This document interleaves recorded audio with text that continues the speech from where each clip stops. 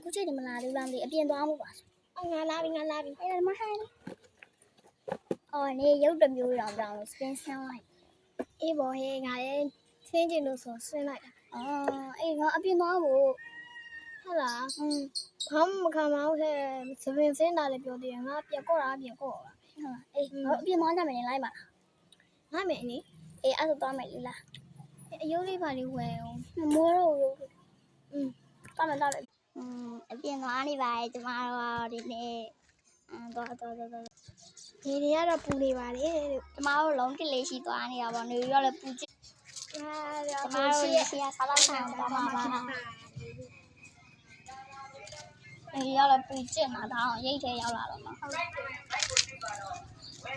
လေစားတော့ဆိုင်ရောက်ပါပြီခိုင်ရနေတယ်ခိုင်မရေကျမတို့လေးဟွာလေးကြီးအိုးလေးတစ်ပွဲလောက်ဒီပါကြအောင်ခောက်ဆွဲတုံးနဲ့ကြေးဦးနဲ့နော်အမနှစ်ပွဲကဲကျေးဇူးပါတွားလိုက်သေးပါလေမရှိဘူးလားဘူးမရှိရလေနင်သွားမလားတိုင်းလိုက်ဒီမှာဒီမှာကြံခဲ့ဦးနော်အေးသွားလေဟုတ်လားအေးငယ်ညလည်းဘူးရှိမလားဒီမှာစားပွဲတွေရောက်နေပြီလာပြီဟဲ့ရောက်လိုက်ထိုင်ရင်းမှာစားပွဲတွေရောက်နေစားကြတယ်အမလေးဟဲ့ငါကြီးတွေပန်းနေတာမသိပါဘူးညလည်းစားမဲဟာမသားရဲ့ဒီစဲတယ်နော်စားမဲဟာအဲ့ဒါထည့်ပြီးစားမယ်လားမရှိမယ်မကြေးဦးတွေဘယ်လောက်လဲကြေးဦးက1000ဒီခောက်ဆွဲဟွာခောက်ဆွဲတော့ဘယ်လောက်လဲခောက်ဆွဲတော့ကကျတော့8000နဲ့900